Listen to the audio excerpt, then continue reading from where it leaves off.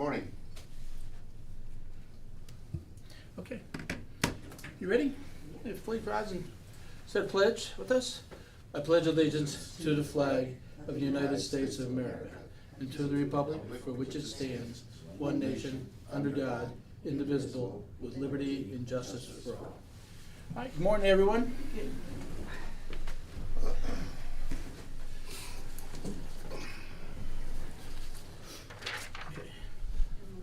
Good morning. Mr. Tinley, you want to start reading? I'd like to make a motion to approve the April 13th, 2023 regular meeting minutes. Second? Roll call? Mike? Yes. Tony? Yes. Human Resources, good morning, Miss Tammy. Hello, How are you? how's What do you got for everyone us doing? today? Good. Just the normal stuff. Main thing is just there's the 3 positions that we're going to ask to or be authorized to go ahead and move forward with JFS. Mm-hmm. I did receive a budget analysis from Superintendent and stuff. Okay. And everything looked really great with it. So. Okay, excellent. Yeah. Okay. Cool. Good. In accordance with section 305.30 of the Ohio Revised Code and this board's resolution 21-0396, Part 9I, the Board of Commissioners acknowledges and approves the County Administrator's approval to authorize the hire of Landon Bakeston, operator in training, Portage County Water Resources. The tentative start date is Monday, April 24th, 2023. The Board of Commissioners agrees that this hire is contingent upon the applicant passing the required pre-employment screenings. I'll second. Roll call? Mike? Yes. Sabrina? Yes. Tony? Yes. I'll authorize to promote Kaylin Kane, Child and Adult Protective Services Division Administrator, Portage County Jobs and Family Services. The tentative start date is Monday, May 1st, 2023. The Board of Commissioners agrees that his hire is contingent upon the applicant passing the required pre-employment screening. Second. Roll call? Sabrina? Yes. Mike? Yes. Tony? Yes. I'll authorize the 3-day internal posting of a non-bargaining position to Child and Adult Protective Adult Supervisor for the Portage County Job and Family Services with an external posting if no internal appointment is made. Second. Roll call? Sabrina? Yes. Mike? Yes. Tony? Yes. I'll make a motion to authorize the 3-day internal posting of a non-bargaining position for JFS Supervisor, Child Support Division for the Portage County Job and Family Services with an external posting if no internal appointment is made. Second. Roll call? Sabrina? Yes. Mike? Yes. Tony? Yes. I'll make a motion to authorize the 3-day internal posting of the bargaining position for JFS Driver for the Portage County Jobs and Family Services with an external posting if no internal appointment is made. Second. Roll call? Sabrina? Yes. Mike? Yes. Tony? Yes. I'll make a motion to authorize 3-day internal posting of the bargaining position for Clerical 4 for the Public Assistance Division for the Portage County Job and Family Services with an external posting if no internal appointment is made. Second. Roll call? Sabrina? Yes. Mike? Yes. Tony? Yes. I'll make a motion to approve anniversary probationary step increases for the following non-bargaining employees. Amy Kurt, Water Resources. Linda Mark John, Building Department. Dawn Wyckoff, Jobs and Family Services. Second. Roll call? Sabrina? Yes. Mike? Yes. Tony? Yes. Thank you, ma'am. Thank you. Good day. Thank you, Thank Tammy. you. See ya. Jackie? Good morning, Jackie. Hi. Hi, how are you? I am good. Hi. Good. Good day. It's gonna be sunny and all kinds of good stuff. All right. Did anyone have any questions for Jackie before I start? Nope. I'm on autopilot today. I'll make a motion. The Board of Commissioners sign the satisfaction of mortgage for Dolores F. Reedy for $24,785, instrument number 9926185, book 464, page 0757 through 0758, as requested by the Neighborhood Development Services. Documents reviewed by the Department of Budget and Finance with no exceptions noted. Second. Roll call? Sabrina? Yes. Mike? Yes. Tony? Yes.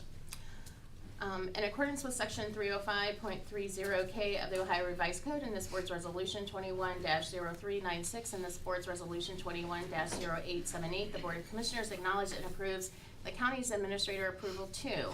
I'll make a motion to direct the auditor's office to process the April 13th, 2023 bills ACH payments wires, journal vouchers, and then announce as applicable, contingent upon the verification of the reports as presented by the county auditor and reviewed by the Department of Budget and Financial Management. Second? Roll call. Sabrina? Yes. Mike? Yes. Tony? Yes. I'll make a motion to process the April 13th, 2023 budget amendments as reviewed and recommended by the Department of Budget and Financial Management. Second? Roll call. Sabrina? Yes. Mike? Yes. Tony? Yes. Okay. So what else you got for us, Jackie? So I have a few additional items to discuss. I just Okay. want some guidance from the board on how you want us to move forward. Mhm. These are all for the sheriff's office. They have some pending requests out there. The first one is an Ohio EMA ARPA grant for first responder wellness. They've received an award, so it's pending acceptance of this award, so we would Okay. have to do a resolution to accept it. It Okay. is a $1.8 million award for 2 years, so roughly $900,000 a year. It was awarded for 8 new hire deputies. This grant allows for pre-award expenses though, up back to September of 2022. And we have hired 8 new deputies since September of 2022, so it could be used to reimburse the general fund. So like subplant versus For- going forward for 8 additional, Correct. we can subplant it for funds that have hired eight folks Correct. already. So if we were to take that 1.8 million and we were to, they did not go backwards and they went forward and we brought 8 more deputies on, would we be able to sustain that where we're at financially right now? Not after the grant's over. And is the grant contingent that they pay it for the first 2 years and then we are required to maintain that staff for additional time? Because normally that's how those work. You have to keep them on for like an additional 2 years, which As is far as I've seen, I Okay. haven't seen that, but yeah, that would be the concern, is hiring people that we cannot sustain after the grant Yeah. is over. So once if we forget what we've done 22 and we went forward, likelihood we wouldn't be able to sustain that for another 2 years afterwards. No, we wouldn't be able to sustain it after that money, that grant money's Yeah. gone. So is there a suggestion on how, because if we give that $1.8 million, we have that, is there a way that we can control that so we go backwards and do that versus hiring an additional 8 that we can't afford or we'd have to lay off after 2 Or years is there or 3 a years? special, I think what Tony's asking, is there a special line item that we can do specifically for this funding to ensure that it is going for what we are approving it contingent upon? We could try to figure out how to work it and within the, like in a specific line item, but I think ultimately we can't control if more people are hired. That would be my concern, is if that money's in there, and more people are hired. Have we had a conversation with the sheriff's office about accepting this grants and contingencies? What we'd like to do? We've attempted to. I don't believe at this point we've gotten responses. Okay. Because I would think that we would have to have them on board with that, because like I said, if we end up having to lay people off, we're the one that's gonna pay for it, because we don't pay into unemployment, and they would be eligible for unemployment till they found a new home, and that's problematic. I mean, there's a cost, High cost. either way, yes. Right. So, I think ultimately the money would have to go to the sheriff's office, so it would be, we'd have to create some sort of a contingency. Yeah, a wise man always told me I trust you 95% of the time, but that 5% is where I have a problem with. With that, so if we can't set up a time to do that we want to have a discussion with that. I'd hate to say I don't want to accept a $1.8 million grant, but in 2 years, if we're broke and the county's looking at us like, well, what'd you do? yeah. Right. We have to be able to justify why we did that, and I can't see accepting money that's going to cost us more money down the line when we And, don't have yeah. that money.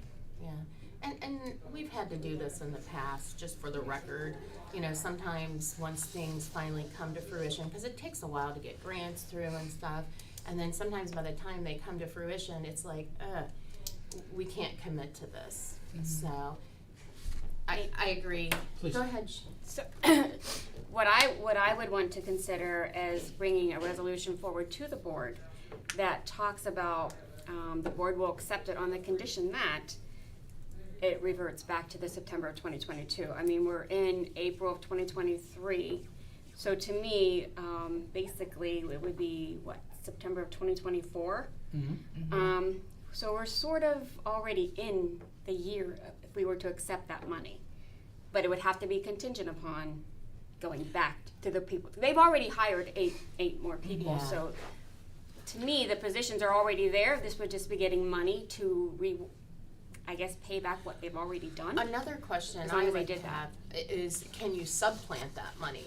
Meaning, remove those dollars from what Yes. we've already gave. If that's what we can do, then that's what we should do. Then we know for sure, and then we don't have to worry about getting to a tit for tat for the sheriff. The best way would be is to reduce their budget by that amount that they're, and subplan it, if that grant allows for that.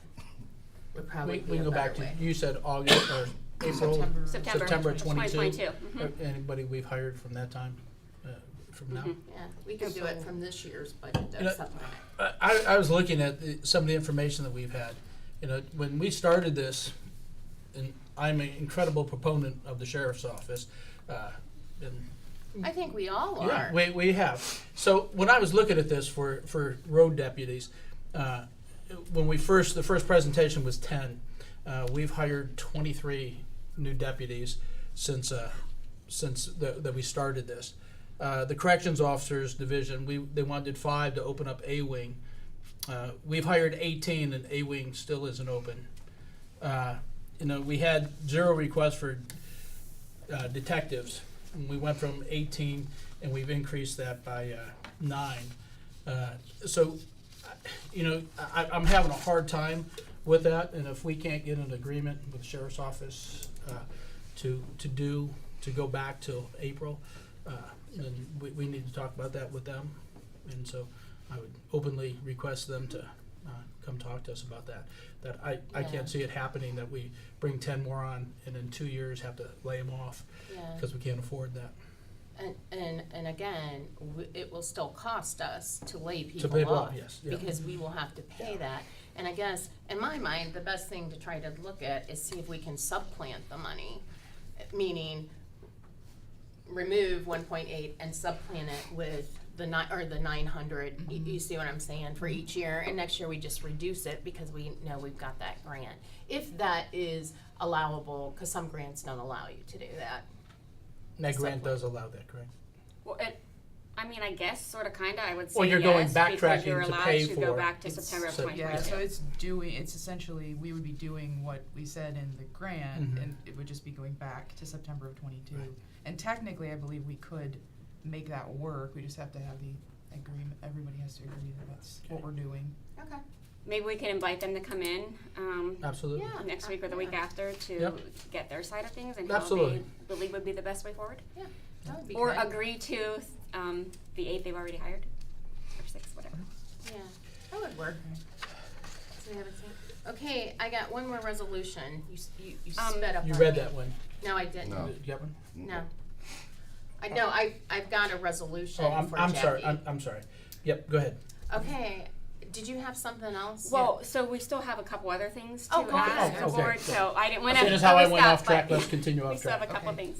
So the ODNR Marine Patrol grant for the sheriff, that is awarded, it's pending resolution for acceptance. The award is for $21,164. The match is for $7,054. I believe that match could come from their general fund dollars though, Yeah, to absolutely. cover, so That's- within their existing Yeah. budget. That turned out to be a pretty good thing that they implemented. Yeah. And next is the U.S. Department of Justice COPS grant, which is Community-Oriented Policing Services. That's pending a resolution to apply for it. And this one is also, I don't have all the information yet, but I think it's roughly $1.4 million over the course of 3 years to hire 6 new full-time deputies. This one has a local match component though of 25%, So over the course of the grant, it would be $354,500 for local match. How much is that again? The total grant would be 1.4 million. So we just talked about Sustainability. the Yeah. sustainability of 1.8 million and being able to sustain that for 2 or 3 or 4 years. And then we're talking about 6 more that we would have to pay $350,000 to get the 1.4 million, and we'd hire 6 more deputies that we can't sustain the resolution we just read prior to that. So, That may not be a good idea. yeah. Okay. So that I would, we need to have a discussion with the sheriff's office and tell us the logic on how we can do that.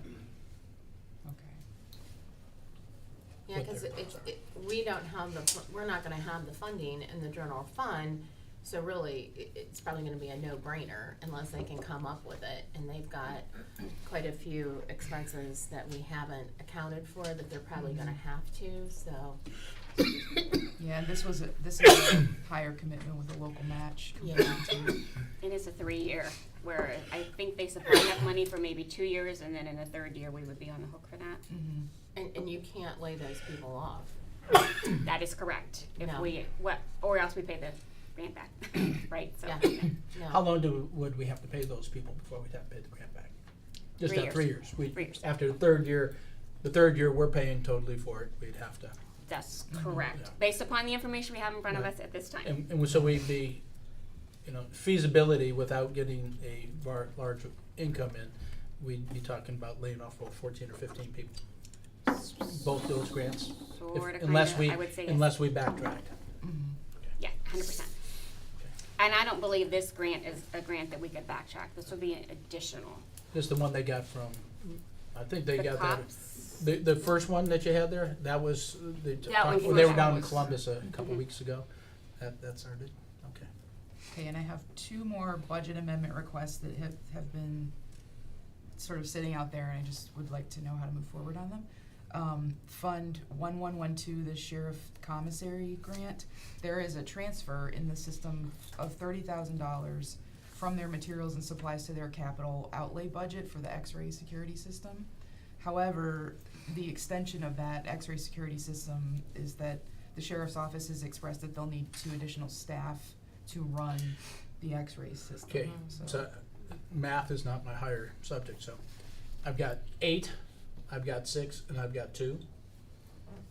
You gotta find someone What, with what, that. what's the higher math side? That's 17, 13, 15? 8, 6, and 2. 16. 17, 16. 16. All right. I'm just wondering, so if I can't afford, if we're saying we can't afford 8, and then we toss 6 more on that, that's 14, and if we toss 2 more on that, Okay. we'll have to put that on hold. Okay. And there is a transfer in the system, in their general fund, decreasing their part-time salaries and benefits lines and increasing their full-time salaries and overtime. So the full-time salaries, they want to increase by 25,000, overtime by 25,000. And since the budget is, we've been saying it's frozen, we're not moving items between, just wondering how you wanna move forward on that. Let's do that again. So we want to take money out of Part-timer. part-timers. Of what 2 would we take out of there? 35,000 out of part-time. Where are we taking that out of there? Just their salaries or benefits?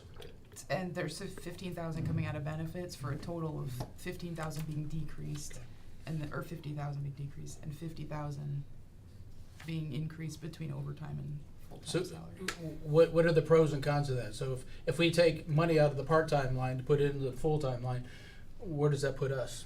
The challenge is, from my perspective right now, the benefits, if the benefits is mostly what's projected to be in the red by the end of the year, so if we're taking money out of that roll-up code, it's probably exacerbating the problem, I think, in the benefits lines. So my finance person, why would we do that?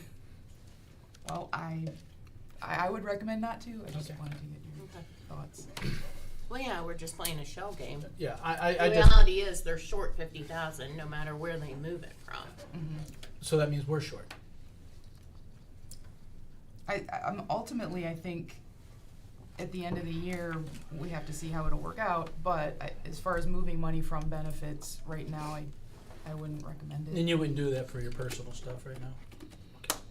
I Or think for we the all- Board of Commissioners stuff right now, unless we ordered, you would say, commissioners, do not do that. All right, that's, yes, sir. I think we all understand also that, with the overtime, they can never judge that. No. It just gets, and as busy as they've been and the people that they've needed at scene, so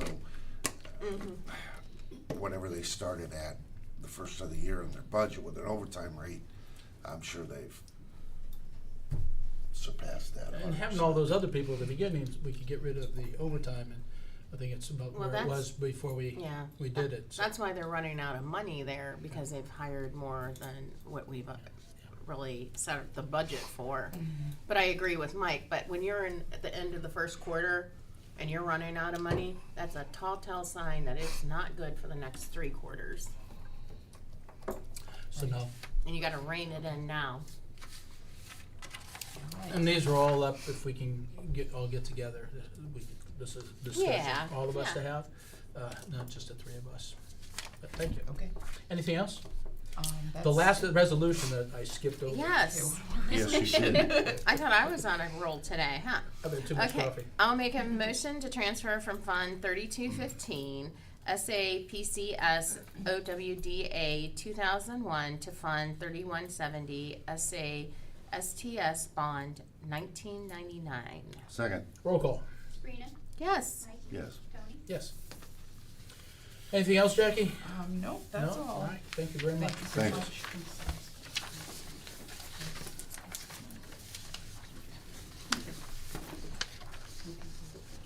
Regional planning. Morning, Todd. Hey, good morning, guys. How you Yes, doing? So today's the day of our comprehensive plan open house. How'd that go? I had to leave when you did that at Leadership Portage County. They have any good questions? Yes, they did. What did? She wasn't there. She was there. Did you? Came late after I left. Yeah. So we one of the questions we asked, you know, we had the interactive stuff, and we asked one of the questions we asked was, how would you rate your county? Excellent, you know, somewhat great, you know, just average, somewhat not great, and whatever. And the average was just average. So that really disappointed me. That was the one thing that I took away from that meeting. And it's no disrespect to anybody No. here, it's just the way that people felt, you know. Did they explain why they rated the way we did? We did have some questions like, what can we do to improve and things like that. So, but that was that meeting. It was, you know, it was well received. They said I talked too long, but you know, that's how. Can't I am. imagine. No, I don't either. I don't plan on talking a lot tonight. Okay. So that's the reason why I'm here is just Yeah. kind of walk you guys through what we're gonna do and. Yeah, because it's truly an open house where they can go to station. It's not like we sit there. Yeah, I'm not lecturing. Exactly, and we're to get their buy-in as well as answer any question, because there's a lot of misbeliefs out there of what Yeah. this thing is, and I think it's important that we address those. Well, I mean, I only have 5 minutes, but the misbeliefs that we've heard about was, one, the Kent Environmental Council is really like digging in on some of the stuff. They want really and the Kent Environmental Council gave us great information. Let's just start there. They gave us some great information, but they had some things that were overreaches, where they were saying that the land bank should be, you know, keeping, you know, land banking farmland so that for our future, but that's not the mission of the land bank, is to No. turn it back over to the private sector. And then they were also saying that we should be working on this, you know, the county should be sponsoring a climate change plan and stuff like that. And we kind of alluded to that in the plan anyway. But again, I don't know if that's a high priority for you guys. And I got good news for you. Me and Mike were at the meeting yesterday at NEFCO, and they talked about the city of Akron is going to be the sponsor of a climate change plan for both Summit and Portage. And I said, well, I never heard about this, so I can explain. So after the meeting, they said that they would definitely include us in that process, and they said that the money, you know, they're going to divide the money up, I guess, equally, and that we would also, you know, Portage would receive some of the money towards the plan. So that's, you know, a good thing. They were just submitting it. So that should help the Kent, you know, the Kent Environmental Council. Okay, go back. Why would we receive any money? I mean, if they are doing the study based on Summit and Portage, Oh, so the city's gonna be a leader in that. They got PARTA and they got KSU, and the city of Kent wants to be involved, Summit County wants to be involved. So they didn't reach out to us at all about that, so I was like, hello, and so they They said. reached out to those different entities? They Not reached out to not them, the but county. they didn't reach out to. the easy buy-ins. Yeah, the easy buy-ins, they reached out to us, so the guy, it was from Akron Air Quality, it was a person who spoke, and after the meeting, I said, well, why did you exclude us, And so he said, oh, I'll make sure that you guys are part of the planning process, and we can even give you some money to cover your work, So I was like, okay, well, that's better than nothing, so. Interesting. But the good news is you guys aren't paying for it, so that's the best news, if you ask me. Okay. So then we have the other extreme. The other extreme is we don't want government. You guys are doing this United Nations Agenda 21, which is kind of out there and Say what, ridiculous. start that again. Oh, United Nations Agenda 21. It was done in 1992. Have you guys been following the memos? Because I've never gotten one. And so there's people out there who really believe the government's trying to control people, and that's not what I've been taught or know about. I thought this was how we can make things better by everybody It is. buying in. And having everyone's feedback, Yeah, would you like to explain the phone call you got, since you were the one that talked to the person? Oh, yeah, she was, as far as the Kent Environmental Council was to one side, she was as far to the other side, that she didn't think that there should be a government, she thought it should dissolve and. The whole government should dissolve? Yes. Yes, and start over. And I'm gonna retire in that about was the 3 kind years. of line she was going on. Well, Yes. okay, so let's get back. Back. So that's the kind of people we know are coming. I invited all the townships, all the cities, all the villages, and invited their village councils, city councils, the trustees. I invited zoning committees, BZAs, zoning inspectors, and I invited everybody. Invited nonprofit organizations. So we should have more than the 10. So we got a room at we got the cook hall, and we got it for 100 people. Okay. It's gonna be a beautiful day today. That's my only downside of this, because people are gonna get home and like, I'm not going anywhere. But it starts the doors open at 5:30. The presentation and the open house walkthrough starts at 6. I don't think it will really last more than an hour-ish. We do have food and soft drinks and water for people that So drink. what is the invite? Because the invite just said the doors open at 5:30. Yeah. And a presentation. Is that the presentation slides that you sent us last night, or is that just our? Okay, it's a good question. Yeah, so the presentation slide, this is a draft. I still want to massage this a little bit better and make it, there's too much on a page, so I gotta break those down so there's less on a page. So what I'm planning on doing between 5:30 and 6 is rotate that slide so people can leisurely read it and stuff. I'm not gonna read that to them. Okay, it's just a, Yeah, I'm not gonna read that to them. And then I will do a brief introduction at 6 o'clock saying, what we're doing, what we hope to, get out of this meeting. And we have 5 questions on the voting we did. So those questions are pretty mild. The one question is gonna be, do you live, do you work, do you live, work, or do you not live, work in Portage County? And then we have another question about what are the 3 things you like most about Portage County, or 1 to 3 things you like most about Portage County, and they can just type it in and it just pops up on the screen, and I can record all of that. We get to keep that information. Then what are 1 to 3 things you think we should be doing differently or better, and they can give us that. That helps us. And then I have a quality of life question. How do you perceive quality of life? 10 being the most, the best, and 1 being the least, and then we'll have that one, and then the last slide will just be like, tell us anything else you think we should know about. And so the quality of life one, the reason why I'm asking that is I want to, document that, it's just a snapshot in time, right? So let's say they say the quality of life is 6. So our goal is the next time we update this, whether it's 5, 7, or 10 years from now, I want to see that quality of life go from 6 to something much higher, or something higher than that. So we're making progress, and we know we're doing a good job. So that's why I'm asking that question. It's really user friendly. It's really easy to do. I think people enjoy it. When we did this for the our Regional Planning Commission Board, we asked them how they felt about that, and they said it made them more aware, and it made them wake up for the meeting and whatever. So we're trying to get them excited. We'll explain what they're supposed to do at the different tables. We are going to have multiple agencies there. So we got Chris Craycroft's going to be handling the parks. I got Tia from Water Resources. I got Larry and Mike Collins from the engineer's office. I have Lynn Vogel, Eric, and Anthony from Soil and Water. And then I have Brad Earhart to talk about economic development. So I'm we gonna have cut you off now. I'm gonna cut you off. Oh, sorry. No, I would just wanna move on. It's at 9:30. Okay, so. Anything else? Oh, was there Brief- anything else? No, that was That it, was that's it? the whole Great, thing. awesome. Look forward to tonight. Okay, thanks, guys. I hope you have good snacks. They are good snacks. Dan, Water Resources, thank you very much for coming. Get there early though. Okay. Okay. Hey Dan, how you doing? Good, good. How are you? I don't think I ever met you. We've talked. But We've talked, yeah, but see each other emailed. How you doing? Good morning, sir. Good morning.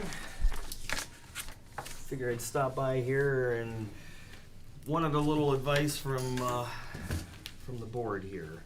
We ran into an unusual situation a couple weeks ago. There's a plot of land on what was that? State Route 14, 6050 State Route 14, known as Fredericks Park. It is there are some mobile homes on that property. I believe a house, a garage. There's multiple structures. Is it And privately owned? Just a piece of It is. property? I believe it is owned by a gentleman named Robert Lindsay. Okay. It's been owned, I believe he's owned this property at least since the 90s. Prior to that, ex-commissioner, Commissioner Fredericks owned that land, and it was sold then. In 2005, that parcel, all of that was connected to a private sewer package plant. So essentially, they process their own sewage. In 2005, we switched them over to our county sewer. I have plans of that from 2005, and it shows all the structures. The three in question in these plans do not show them being hooked up originally to their own sewer. Mm-hmm. And looking at the the plan for the connections, there was no plan in there to connect them to our sewer. Mm-hmm. This last couple of weeks, they're looking to sell this property. I believe they want to split it up into two parts and then sell the property, and they're close to closing that deal. Chris Miles, ex-commissioner here, he is the real estate agent involved. He brought it to our attention that something didn't seem right. We came out, checked it out, and we did discover that there are 3 structures that are not connected to our sewer. Were those structures? Or that they're were- illegally, I shouldn't say They are- illegally. they're connected, They're, they they're just- connected, yeah. but they're unpermitted. Okay. And so the question is, how did they get connected? You know, we're trying to figure that out, and honestly, we don't know. Have you guys been able to inspect the hookup? We did smoke and dye tests, and we can see that they're hooked to they are connected to our sewer lines. But you can't tell who did it. It's difficult to say when this happened, or if it was it may have been even switched over during that project in 2005. So what's your dilemma? Well, we would like to go ahead and back charge them for the permit, for the sewer permit fees. The question then lies, do we try and back charge them for the service, the sewer service that they've been utilizing for those 3 structures, because it comes out to a significant chunk of change. How far are we going to backtrack till 2005? And that's, again, I hate to say, I'm not entirely sure when these were connected. So to assume that they were connected at 2005 may be erroneous on our part. Maybe they connected 10 years ago. Maybe they, but it's hard to say. I don't know. So Dan, wouldn't someone from the county had to have connected them? No, a private contractor Could have could have tapped easily into tapped our. into Or those. somebody just knows how to do that? Correct. It's that vague. Yeah. It could be anybody could have Contractor. just hooked it up. Yes, absolutely. So has anyone spoke to Mr. Lindsay and said, what's the deal?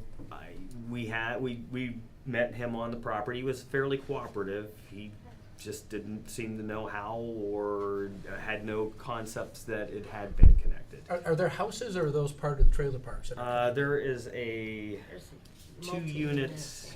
yeah. There's a 2-unit house, I believe, a triplex, and a Do you know where that is, right? trailer as well.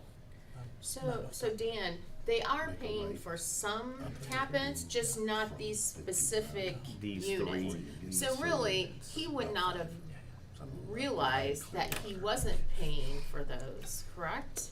Or do they have different mailing addresses? I'm just trying to think. How that Yeah, could so have been. he is paying for sewer connections for all the other buildings, it's Correct. just these specific three. Yes. And how did they decide that? That's, or come up to we recognize we it? backtracked looking for septic records. Maybe they were on Because of septic the sale? systems. We did that because they were selling the property and needed information? It was no. We just started doing some research Okay. ourselves once we realized there was an issue. Hey, Okay. what Oh. did they have septic system prior to this? Yeah, because You they're know, getting and- billed, that's why I'm saying, how do they know specific spot units were not getting billed? I mean, all of them are receiving service, so how did they come up with, out of all these units that are paying, that 3 of them were not? I'm just curious. What brought that to their attention? Yeah, I think the question arose with, hey, if we're gonna split this up, are Oh, these there you on go. septic systems? Are they connected to the sewer? And then Okay. those questions brought to light. That makes sense. Something Okay. didn't pass the And that's smell why test. Mr. Smiles was asking you Yes. guys? Okay. Yeah. So what's your real question? or what's your recommendation? Yeah. Well, Both. several, both, with the permit fees, if we were to try and back charge them back to 2005, that I believe I made that attachment there. It's over $30,000. So both the permit fees and the uncollected sewer fees for those 3 structures would be over $50,000. I know that they are trying to sell this property. I know it's close to happening. The question is, do we try and back charge them for services going back a year or 2 or the full 18? Again, there's no real way for me to prove When they tapped this in. connection happened, and that's the big question mark. I don't So know. according to your journal entry, you're recommending that we charge the 3 unpermitted structures the $21,950, and then in addition, billing shall commence for those 3. So you're not necessarily in that journal entry saying, because we don't know. Correct. Twofold. I wanted to speak with the 3 of you Mhm. Yeah. to get your opinion on this particular matter. I think this is a sensitive matter, so Yeah. do we do anything to try and work and say, hey, we could have charged you this full fee, Or maybe charge half and we of charge you a partial fee, or do we go after the entire kit and caboodle? So the whole kit and caboodle will be about $50,000 or something? It will be over 50,000. Or charge him with after services, whatever he wanted. But obviously, we'd just like to get our money and move on. That's my opinion. And your suggestion is 21.9? That would be my suggestion. I believe that is attainable. My concern would be, is this bill so high that we will never see that money come back? No, Lien the because if property it's part before of it's the sold. sale, it'll have to be paid at closing. Right. Mhm. And whether or not that crashes that deal, I don't know. Whether that would affect that sale or not. But again, that's not on us. I mean, it's only because otherwise they'd still be continuing to get free Sure. sewer.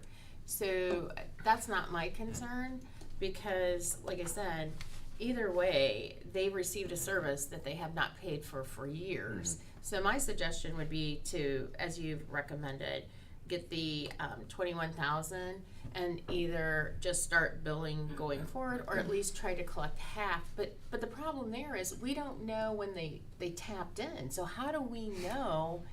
Yeah. I mean, or we just stick with your journal entry and at least collect something, the 21,000, which we know for sure they would have paid, irregardless of when they would have done it. I made the recommendation to expedite the decision. If you agreed, then we could move forward, but with fully understanding that I really came here to get your input on this.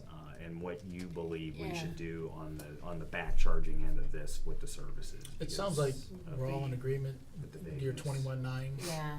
Go with that, what the hookup fees were, and from this day forward, they pay for the water. Yeah, I think that only because we don't know when they connected, so we could be overcharging them, and then someday someone figure it out and say, oh, the county ripped us off. We don't know what we don't know, and if there's no way for us to specifically track it, And that was my concern, is there a liability on our end that we can't We prove overcharged. when this connection occurred?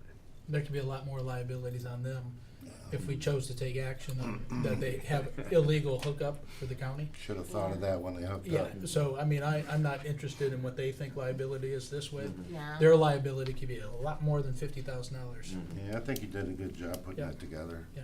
Okay.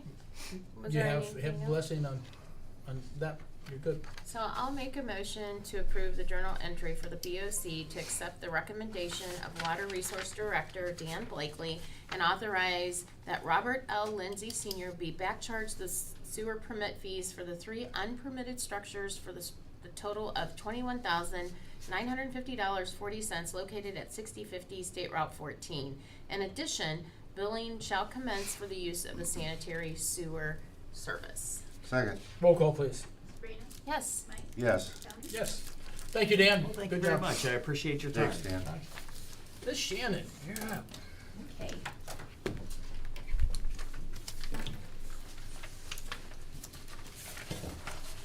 How are you this morning? I'm good. How are you guys? Excellent. Hi, Shannon. Hi there.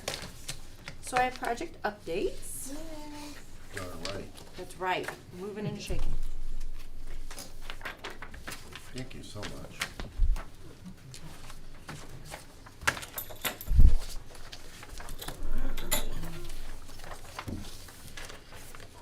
Thank you. It's toasted. Yeah. Our air's not.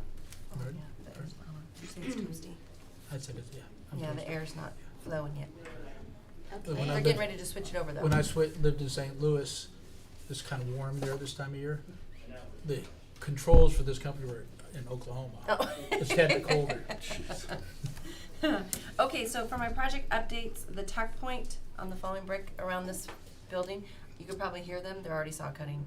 'Cause I could get I them saw today. them there in the back parking lot, yeah. Well, they were first gonna start at the front, but they need like 3 parking spaces, but they're gonna do all of the, stairwells that are, stairs that are falling in. Yeah, yeah. So, and I actually got 2 quotes on this, cause bricks, when you're doing brick, it's expensive, it's like, it just depends, and the other one came in at 12,000, and they're doing more for 8,500 Oh, basically, wow. so. Nice.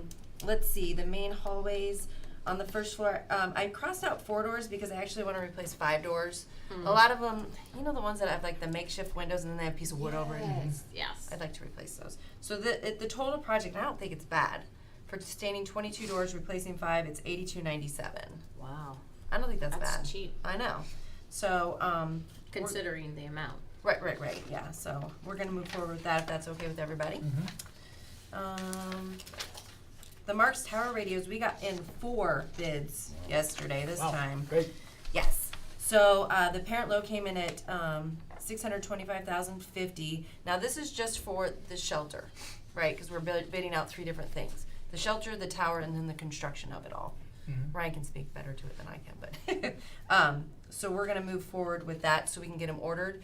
It's over 180 days to get them on site. The other ones came in at 265 days, 365 days. So then they were apparent low and less time.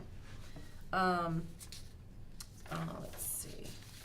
The Justice Center, the roof is done. So that'll go on my, Yay. I know, right? And then dispatch renovation, the parent low came in at $453,685. So wow, that's way less than the 605.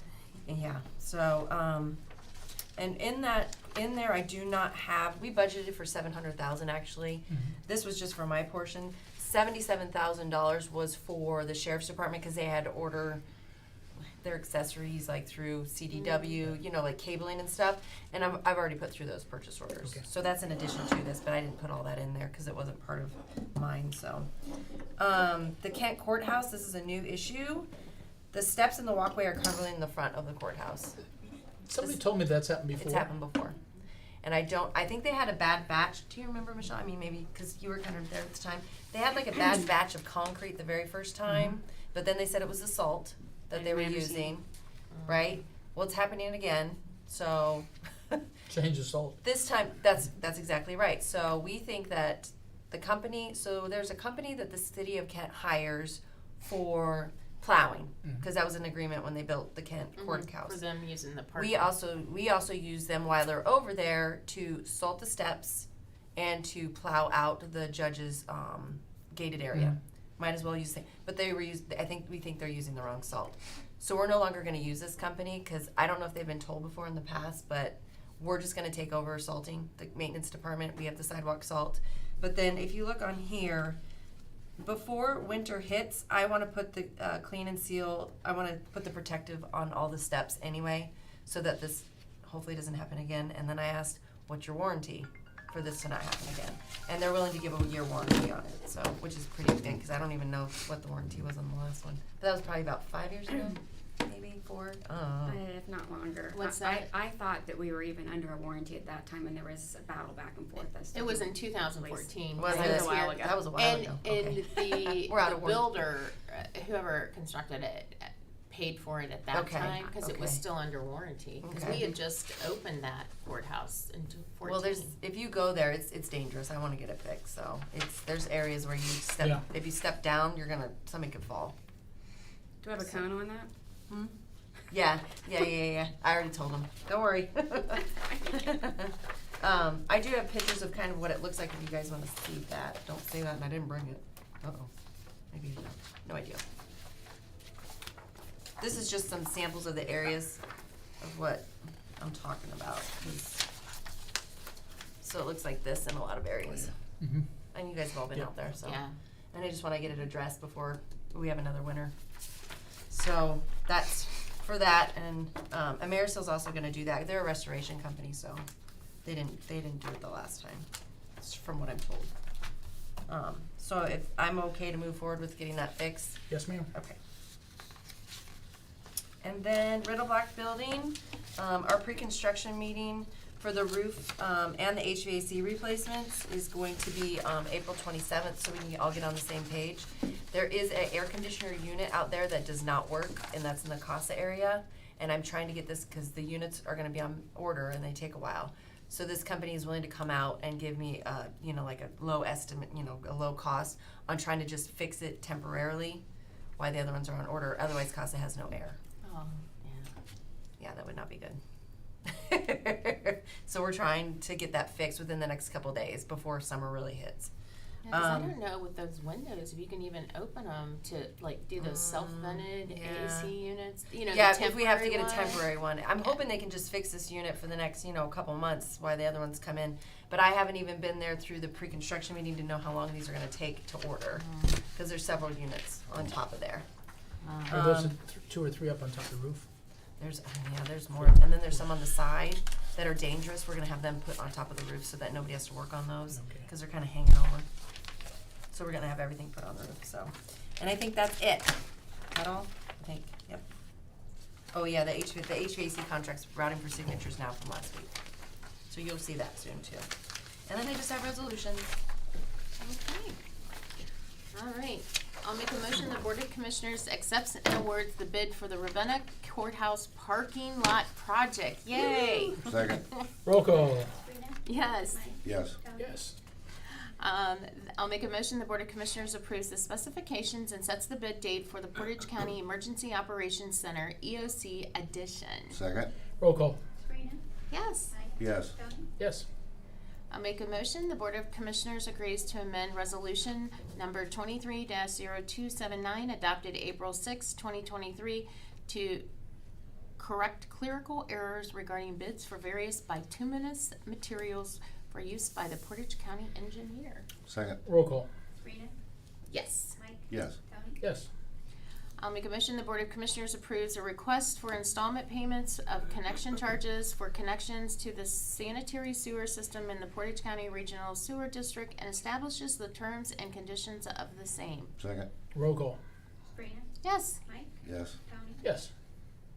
I'll make a motion, the Board of Commissioners agrees to amend Resolution 20-0222 dated April 2nd, 2020, accept and award the bid for providing inmate food services with Aramark Correction Services on behalf of the Portage County Sheriff. Second. Roll call. Yes. Yes. Yes. I'll make a motion, the Board of Commissioners approves the revised prevention, retention, and contingency plan effective May 1st, 2023 for the Portage County Job and Family Services. Second. Roll call, please. Yes. Yes. Yes. Thank you, Shannon. Thank you. Thanks, Shannon. Ladies, sorry to keep you waiting.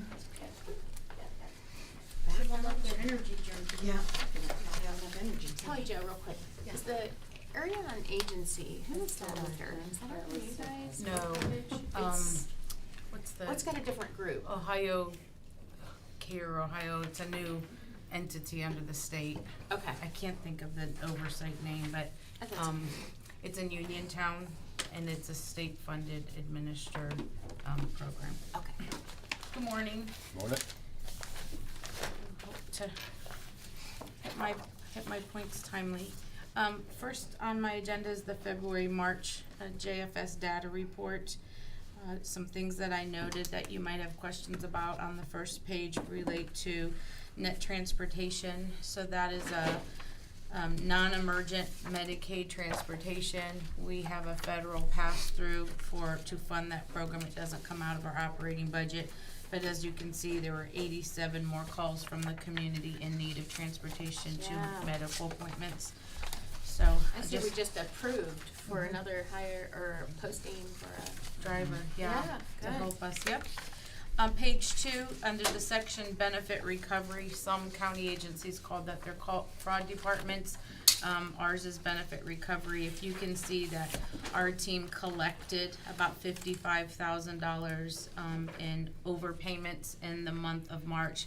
That's attributed to offsets from tax returns. So that's when people unintentionally or intentionally not report income, and we have to go back as a government entity and due diligence to collect. So we did get some more monies in that space. I didn't have much changes in the workforce division other than our benefit bridge program. That's the pilot program funded by the state. We have now 15 participants on caseloads. The state is funding us at about 50. We have a really aggressive campaign that we're going to start to promote the program. But if I could just bring your attention to some of the things that the program on page 4 can help with. So again, this is the program that we support people that are coming off public welfare. We want them to be successful so they don't have to come back on the public welfare roll. So it's the program to provide that support. And so if you could just see some things that we offered incentive for people that received employment and maintained it. We help people in that transition with mortgage, car payment. So there's just driver's license, suspension fees. So again, wrap around in the first couple months so people are successful and can stay off the public welfare roll. So it's doing what it's served its purpose to do, and we believe again that the governor has it in the budget for renewed funding, and we hope it passes the legislature. In the Child Protective Services world, we saw from February we had 7 children come into our custody in March 21. I think I did note to you that we're seeing the impact of the substance abuse issues in all communities, and they're not all because of that, but many are. So it's really impacting our families and requiring us to intervene. You know, I think we're all aware of what happens with Portage County. Yeah. Some of the counties surrounding us, you know, especially with the drug impact, we had a rough month in March in Yep. Portage County. How are the other counties? Do you look at the other ones? You're involved a lot with the state stuff. We share not numbers in the directors' meetings, we just share what themes are happening, and so it's not unique to Portage. I think Northeast Ohio is being hit really hard, so our sister counties have the same stuff, but I think Portage, this is Yeah, we're profound getting for A plus Portage. and bad. Yeah, it's pretty bad. I mean, again, we've had parents that have died as a result of overdose, and we're seeing lots of relapse. We have really creative programs, but the that grip that has on the users are really, it's profound. You know, I've had a conversation with some of the law enforcement folks, and it's, because you deal with this every day as well from a different standpoint, is there a dollar amount we could spend to stop this nonsense? You No. think? No? Okay, can't do it with money, can't do it with personnel? I think, I read an article yesterday, I think there's law enforcement and trying to do something to stop the drugs coming into our communities. Yeah. I think it shouldn't be understated. I think substance and dependency is there, and we're gonna continue with the treatment piece of it. I don't Right. think that's ineffective. I think it's just what's coming into our communities is that deadly. A huge volume of it. Yeah, and so I think, again, I don't wanna get into politics, No. but I like the initiatives that we're trying to stop them from Yeah. coming in, period, because it's demolishing our families. Right, and And that's, not just families, but it really is. We're not being able to reunite kids with their families like we should. So we're either looking for alternative placement or adoption, and they're lingering in child welfare custody. It's not ideal, but that's what's happening. just sitting here and seeing people say, well, if you don't give $2, $3, or $4 million, it's on your head that people are dying, and I can't see that. So those are questions that, from your other side, because you're dealing with the aftermath of that. I think it's more collaborative relationships and looking at how we can wrap supports around the families, but I don't think it's tied to dollar. I think it's effort, but also bringing the drugs in. Okay, So. all right, thank you. You're welcome. Then just child support, again, because of tax offset, we were able to bring in about $300,000 more in child support payments, and those go to families with kiddos to help with their care. Yep. So that was the data report. I'll try to go through my a few things. Sue completed for you at your request a few months back a memo that shows how we transferred funds out of our county and then brought funds in. So do you want to just highlight it quickly? I didn't bring it. Oh, okay. Yep, so April 10th and 11th, I did a lot of trading. I was able to get from other counties $2,000 for employment training incentive, $30,000 for multi-system youth, and $100,000 for our benefit bridge program. And then I released $30,000 kinship caregiver to 2 separate counties, so $60,000 total. So we made out about $42,000 we were able to bring in, but those kinship caregiver funds, we just they're for specific things, and if you can't spend them, you can't spend them. So it was good. So to be that's able when to- you share with other people? Yep. They actually we trade with each other. And then we'll also have here at the end of April, we'll do a state redistribution. So we'll request any additional funds that we need, and then the state will let us know when those, if we get them. What they try to do is anything left over, then they split up among the counties that need them, so. All right, thank you. And I briefly talked to you about a renewed tech program. So we have 75 iPhones and 52 iPads that are kind of out of date, but still usable. We've cleared those and wiped those and created this renewed tech program. So we want to make this equipment available to residents in Portage County that might benefit from a cell phone or an older iPad. So we want to roll this program out. It's going to be good as long as supplies last, but it's a good way to get technology to families and Can we just give individuals. them?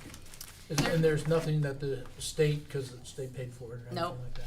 They have given permission. Again, we wiped it. There's no service Yeah. connected. It's a shell, but families sometimes can't afford it. It's a good tool to have. That's a good Maybe idea. I should sign myself up. What about you, Tony? I do not want another phone. Do not. No iPad, no phone. They'll No train more. us how to use it. Yeah, no, thank you. That'll take a while. No, wait. I'm not gonna be able to.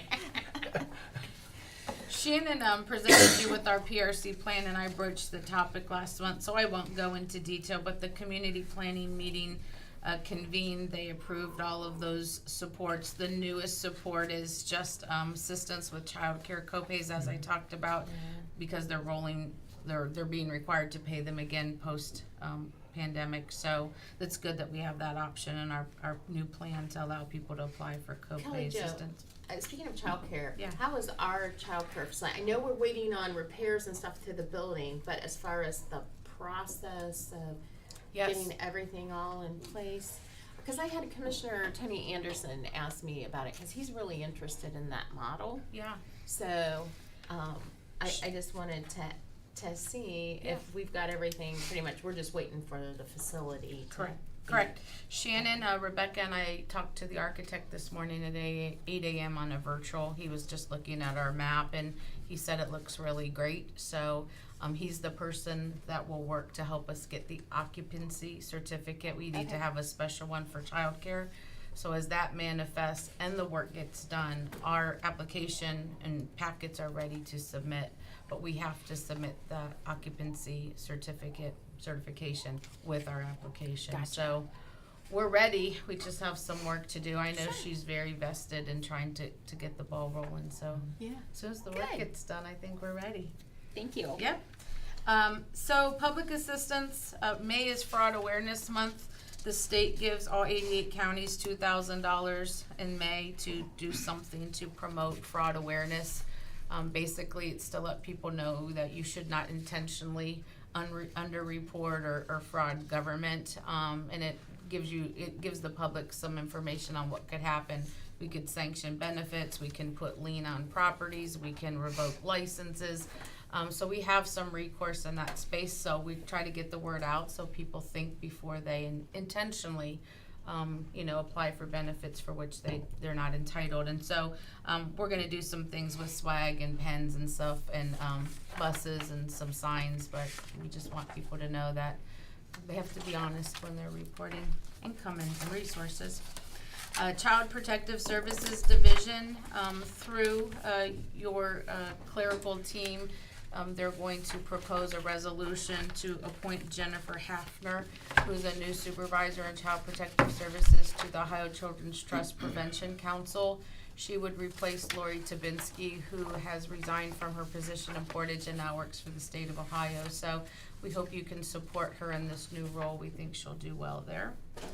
And workforce grant, I briefly spoke to you about it last time, that we proposed to the state to use some unspent funds on a couple other creative initiatives. One is a quality assurance pilot in the month of May, where if our workers in Child Protective Services hit their new QA measures, that they would be incentivized $100 for every measure they hit. This is not a long-term program from a financial, but the state did support this initiative, so with your final support, we'd like to roll it out. Good? Okay. Awesome. And then Sue has her transfer. Thank Yep. you. This is just my normal transfer Yeah. for child support shared costs. Okay, I'll make a motion to transfer from Fund 1414, Child Support Administration, to 1410, Public Assistance Fund. Second. Roll call, please. Sabrina? Yes. Yes. Yes, ma'am. Thank you, ladies. Thank you. Thank you. Thanks, Good good day. seeing you. You too. County Administrator. Pretty straightforward. This is in follow-up to the request from the county auditor on 3 rooms on the first floor. They are empty Okay. and, suitable for the purpose which they are requesting. Okay. I'll make a motion, the Board of Commissioners agreed to move forward with the County Auditor's Geographic Information System, GSI Department, occupying rooms 137, 169, and 170 in the Portage County Administration Building, as presented by County Administrator Michelle Crombie. Second. Roll call, please. Sabrina? Yes. Mike? Yes. Tony? Yes. Okay, I'll go through miscellaneous.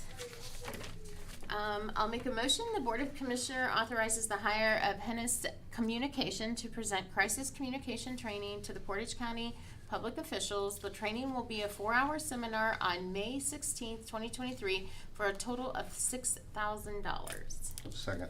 Roll call. Sabrina? Yes. Mike? Yes. Tony? Yes. I'll make a motion, the Board of Commissioners acknowledge receipt of the April 10th, 2023 certificate of the County Auditor that the total annual appropriations from each fund do not exceed the amended official estimate of resources for the fiscal year beginning January 1st, 2023, as presented by the Portage County Auditor's Office. Second. Roll call. Sabrina? Yes. Mike? Yes. Tony? Yes. I'll make a motion, the Board of Commissioners acknowledge the receipt of the Portage County Investment Portfolio Report for March 2023, as presented by the Portage County Treasurer. Second. Roll call. Sabrina? Yes. Mike? Yes. Tony? Yes. I'll make a motion in accordance with Ohio Revised Code, Section 325.07. The Board of Commissioners acknowledge receipt of the monthly record of proceedings and transactions for March 2023, as presented by the Portage County Sheriff's Office. Second. Roll call. Sabrina? Yes. Mike? Yes. Tony? Yes. I'll make a motion, the Board of Commissioners authorize Commissioner Anthony J. Badalamenti, President of the Board, to sign the request for release of funds and certifications for the Streetsboro Demolition Program as presented by the Regional Planning Commission. Funding is being provided from the 2022 CDBG allocation grant. Second. Roll call. Sabrina? Yes. Mike? Yes. Kelly? Yes. I'll make a motion in accordance with Ohio Revised Code Section 3705.24, the Board of Commissioners approve payment to the City of Kent for 2022 annual filing fee certification received April 11th, 2023 from the Ohio Department of Health, certifying the number of birth, death, fetal death, and military service certificates registered with the Kent City Health Department as 2,080, with $2,080 due to the city for the year ending December 31st, 2022.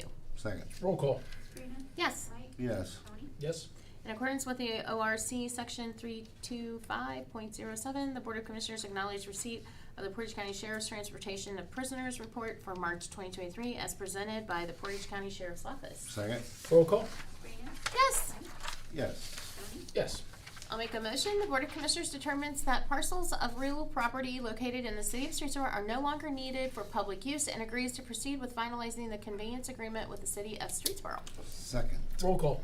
Sabrina? Yes. Mike? Yes. Tony? Yes. So, any, public comment today? Yes? I heard someone's coming. Okay. All right, so we will recess until 11 o'clock for public comment.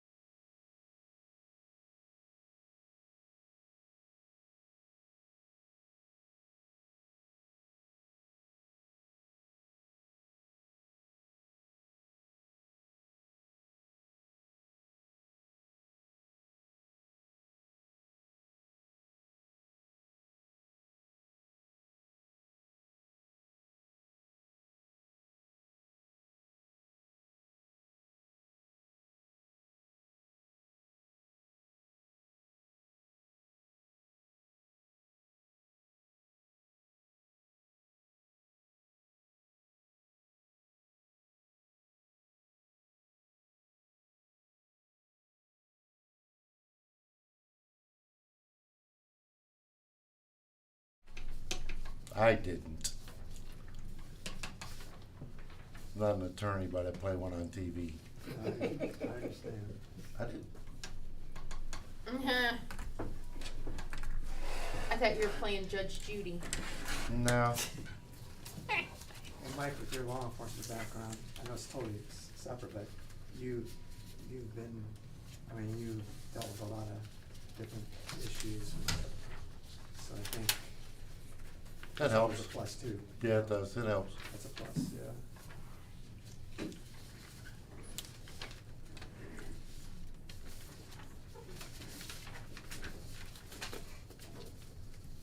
We're all ready, but It's Okay. 11 o'clock. he What did happened? he did an exit stage left. Quietly.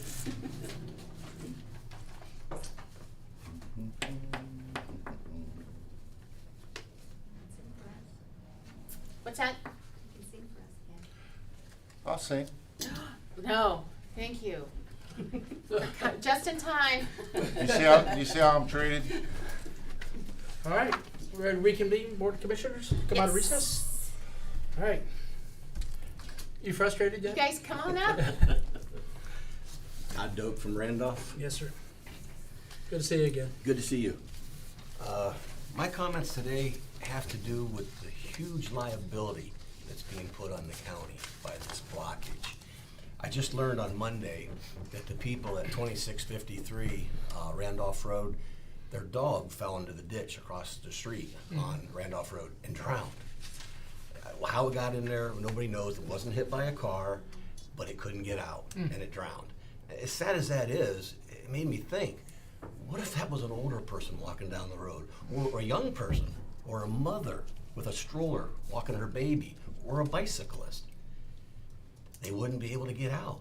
Or even if they could, what could happen? It could be bad.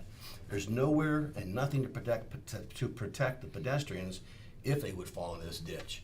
What should be 2-3 inches of water is now 3, 4, and 5 feet of water in this ditch.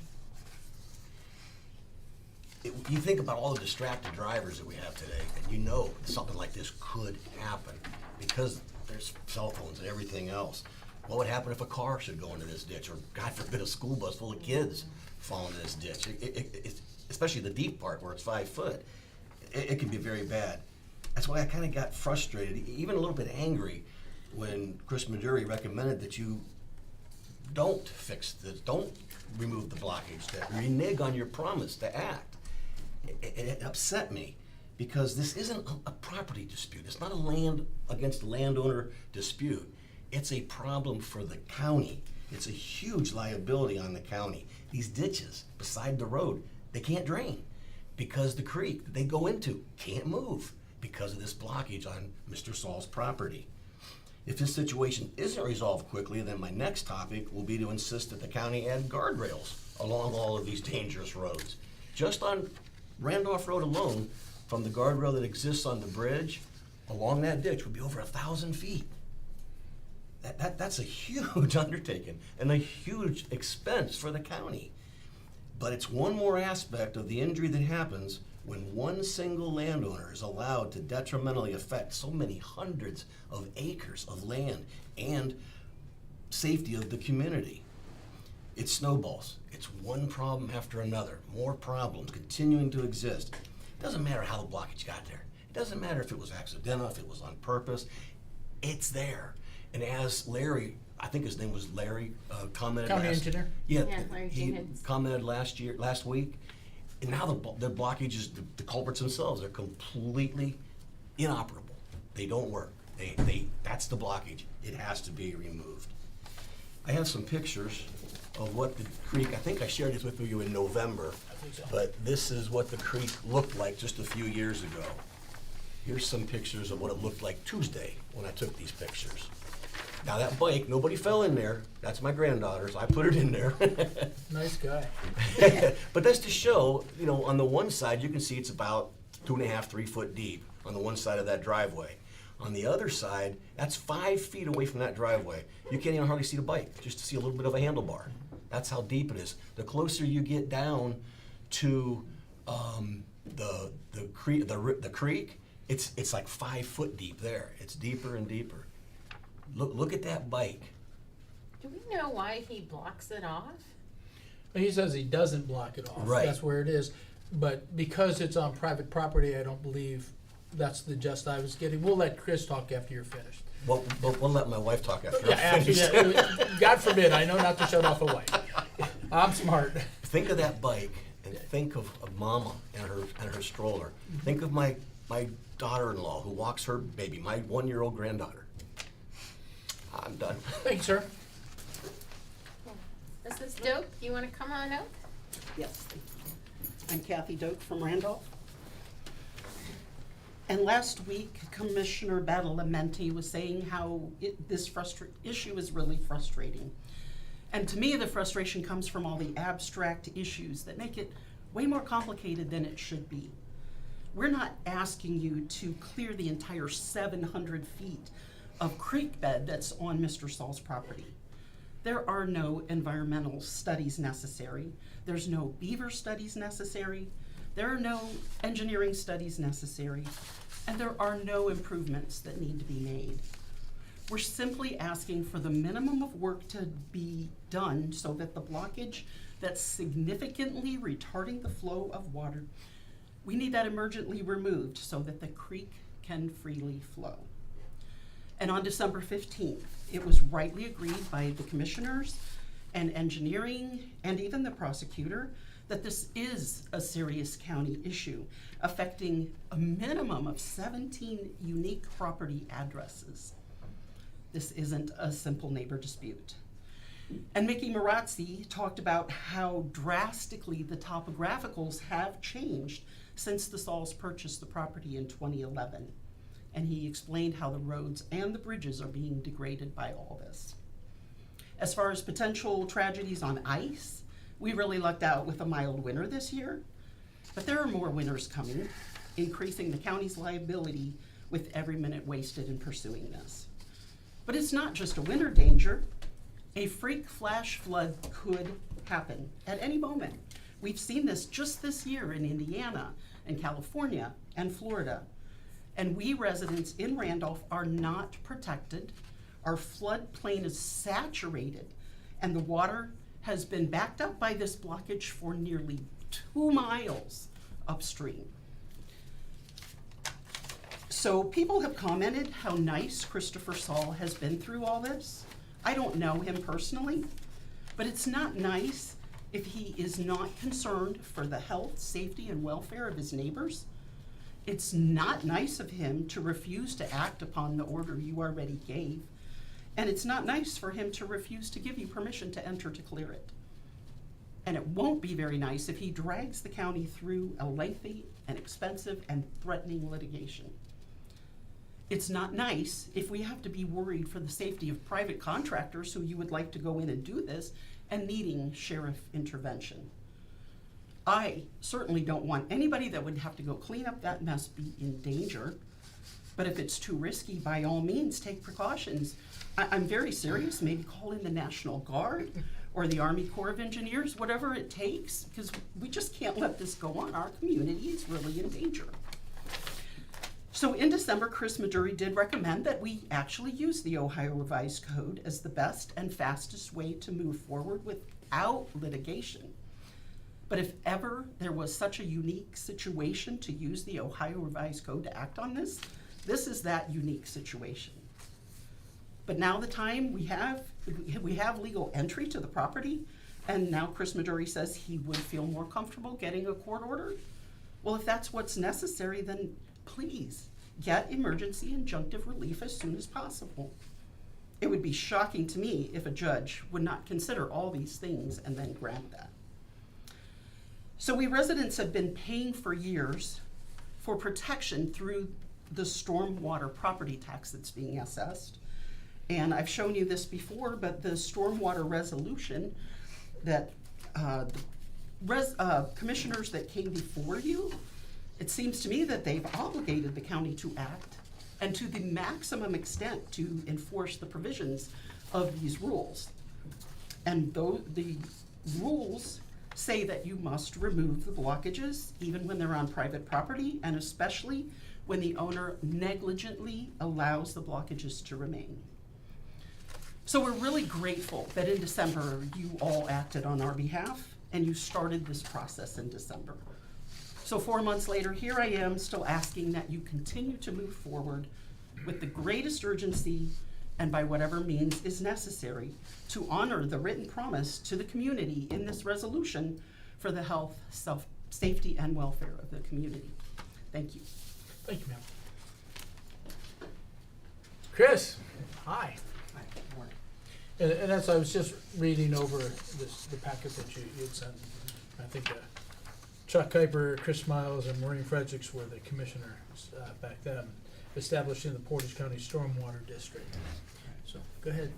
Under the stormwater regulations, that has to be enforced through a court order.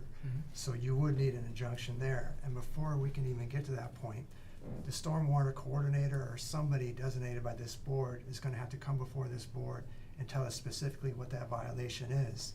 I'm not saying there's not a violation, but all of us are not the witnesses here. We need somebody who's gonna come into court and to say, here's the specific violation of that regulation. If it's section 12, so be it, but we need an expert in that field to come to us and tell us that. That's regarding the stormwater regulations. Now concerning going on private property, I'm not comfortable having this board go on private property without consent or an injunction. To get an injunction, we're gonna need a professional engineer to swear on an affidavit telling us what the proximate cause of the water problem is on the neighboring property. I'm not saying it's not a problem. I mean, we would like to help them, but without an expert being able to come to court, I need that before I can even petition for an injunction, and injunctions take time. So it's not a situation where we don't want to help anyone out there. We do, just that we have to follow the process to protect everybody. Was it the reason that we sent the county engineer out there? Or, Soil and water went out. yeah, soil, water went out, Randy Yeah. Roberts went out, and he's in charge of that. But those are the questions I still have. I thought we started that process, and then they weren't able to even get onto the part of the property that is the drainage that are blocked. For Commissioner- whatever caused it. Yeah, they actually did get out there, and I Okay. have pictures, so they Right, got right. close, and several of the county agents went out there, so that wasn't a problem. We did have consent to get out there. The next issue is getting consent to remove it. And when you adopted that resolution back in December, initially it was thought that there'd be debris and sediment that can be quickly removed. As the engineering folks said when they got out there, it's different than what they anticipated. Those culverts, for lack of a better word, are shot.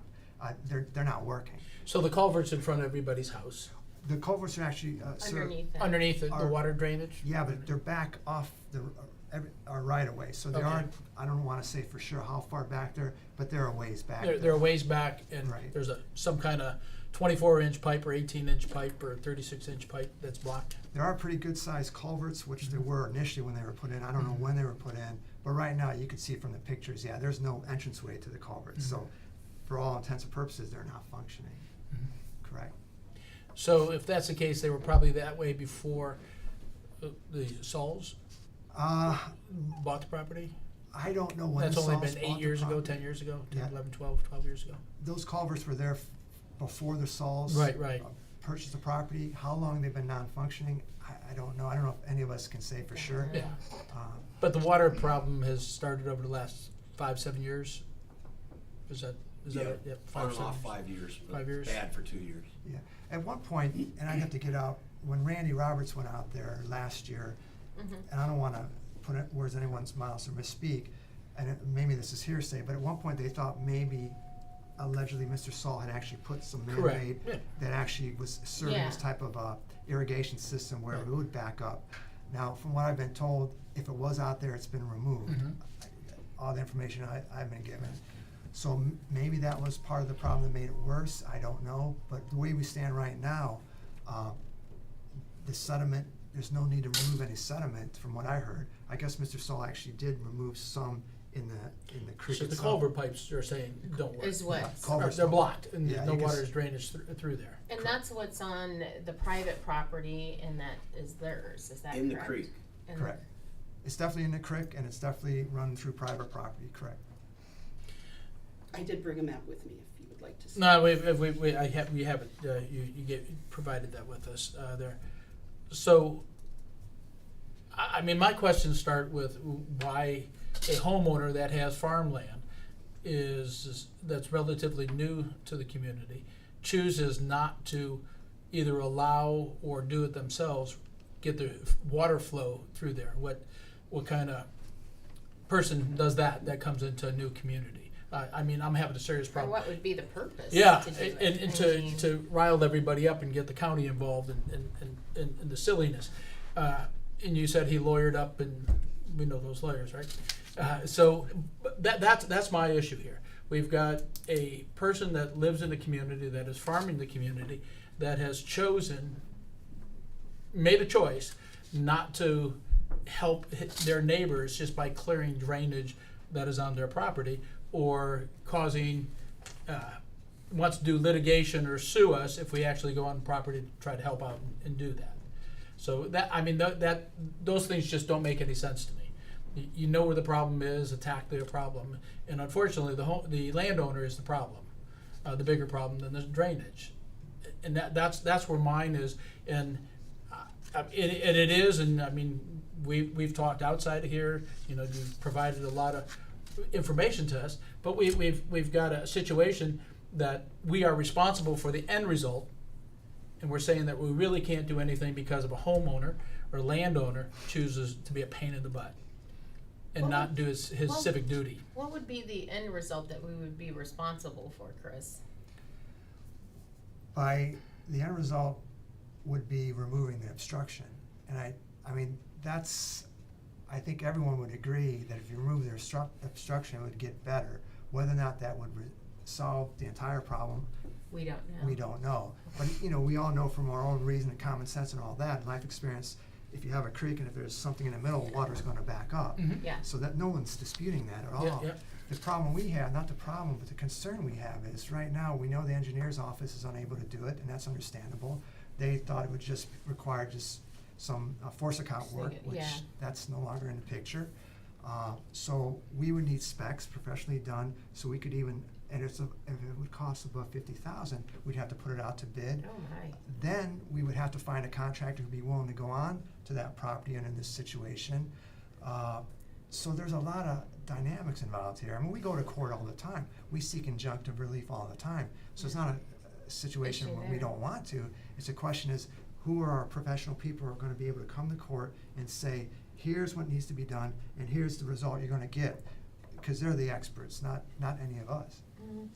So Mrs. Doe says, hey, it's a really simple solution. I kind of agree. I do agree with you. And there's a word but after that, is because this but doesn't make any sense. But all the things Chris is telling us, and it sounds like, you know, everybody's trying to do an end around and not do that. I know Commissioner Tinley and Commissioner Bennett both feel the same way. Just fix a doggone problem and let's move on. But you have all these hoops that we have to go to do it the legal way. You know, we'd like to go in the middle of the night and scoop it out and do that, but Chris has told me that's illegal. He didn't say that, Chris. But those are the problems that we're facing. A simple solution to a problem that is very evident. Now, if we're going to fix it, you have to find out a tremendous more data than just you or I would just go replace the damn pipe and dig it out and put it there. Put it in. And so, and we do know the liability of flooding and not having, or somebody, God forbid, somebody drowns in that cul-de-sac, that culvert, that, you know, they're gonna try to blame the city or the county. We agree with all those things that you've said. Chris, how do we do this? First off, we need a professional who can tell us what exactly needs to be done out there. We know where the obstruction is, but we need professional specifications where we can give to a contractor if a contractor is interested. That's number one. Then number two, we get an affidavit from that person, and then we file a petition in court seeking an injunction. But we all know the way the courts work, and it's not a question of days or weeks. We're talking months or years. You know, I won't give you time frames. No, it's realistic. We can't do that. That's what we want to be, as frank and realistic with this. And so he's apparently has lawyers that are saying, no, we're not gonna play with you. Well, they've been receptive, they've let us on the property every time we wanted to go on there. And again, we had hoped back in December that if all we needed to do was just send some track hose out there, backhoes, just to remove some sediment, some debris, that we could get consent possibly. Yeah. But when they got out there, It's a much bigger it's problem. a bigger problem. So Please. What happened with communication? Mr. Sauls, here's our issue. We have to resolve it. Is the problem, he doesn't want to discuss it? He doesn't want anybody on his property? What is the, I mean, I've dealt with this type of scenario before, and normally, when you just discuss life with someone, they get it, and they'll do whatever they can to help. It's not like we're saying, at this point in time, Mr. Sauls, you gotta pay $90,000 to have this all cleaned up. Yeah, I haven't heard any of us say that. because we don't know what we don't know Right, yet. we don't know. And I think that we're all in agreement, that it needs dealt with. And I'm just gonna tell the Dokes, you know, I've been in government 30 years, and I'm gonna tell you, the wheels are slow. Well, and here's our other concern is, with this, is a precedence. You know, we're talking cost. If we're gonna do it for one property owner, that's always my concern is, and I think that's ultimately your concern is, once we start this sometimes, where are we at? Or if we can do an injunction, can we the court enforce that he take care of what he needs to do versus it coming from the county's coffers? yeah, generally, you can frame an injunction however you can get the court to frame it. Yeah. So one element of that would be to, if we were to be successful, then we would ask the court to get an injunction that the property owner fix it in a certain okay. amount of time. And if not by then the county could. Well, I want to get back to my question, and that is, why would you get an attorney? What is his purpose at this point in time, number one? And we have engineers with letters this long after their names. We don't have anyone in-house that can go out there and say, you know, I talked to John True, he went out there and said it's a problem. And I'm speaking for him, but he just said it's a mess. I'm standing for the liability that may possibly come upon the county, and I'm with the Dokes. This bike and this water that's there, I mean, anybody could drive down a road and run off the road and run into a creek. Yeah. All right? But knowing what we know, that this is an issue, I'm lost. This is past ridiculous for me. So Chris, have we heard from their attorneys? Is he just not willing to, or why did he lawyer up versus, hey, county, we realize this is becoming a bigger issue, I'm willing to work, or, I mean, what kind of feedback are we hearing from him? Good, it's been very open, and, you know, everyone, whenever you're dealing with your private property, I think it's always a good idea to get an attorney. Yeah. So, you know, I don't have any issue with that. Yeah. And Mr. Saul keeps going back to the beaver issue, and I don't wanna get too far into that. I hear what the commissioner's saying, Commissioner Tinman's saying, and all the commissioners. Ideally, neighbor to neighbor, working it out is always the best way to do it. I'm just wondering, and I don't know if we can bring this off, if we could have our own mediation with one commissioner, you know, so it's not a public meeting, and with the neighbors, and with Mr. Saul and his council, and just all get around here and see if we can hammer something out. Please do it. That's awesome. Please do it. I'll try to set that. I can't guarantee anything, but let me. Let's get us all in the same room so we'll be on the same page and figure out the underlying reason. Yeah, this is more of a safety issue, environmental issues, and not a personal issue. Yeah. No, But and Maybe Saul doesn't realize how much it's affecting the community. well, and that's why I was asking. I mean, if he's willing to let people on the property, something doesn't sound right to me, or maybe he doesn't understand the extent of what. Or he's had a this is problem about. before. Yeah. you know. Let's see if we can do that, Chris, Okay. as attorney, and Yeah, Yeah. we'll pick one of us to okay, participate. sounds good. Yep, absolutely, thank you. Yeah. You want, All right. Thanks, Chris. So, All right. Mr. and Ms. Dokes, we are truly, all of us feel the exact same way you Yeah. do, and there's gotta be an underlying cause we're not seeing.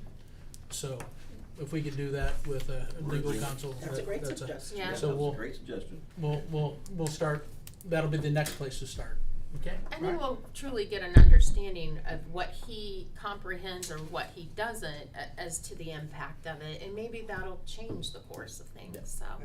I think it's a good idea. Great, All right, sounds good. All right, Thank thank you. you. See you later. all right, you guys have a great day, thank you. All right, thank you. Is there anything else to come before the board?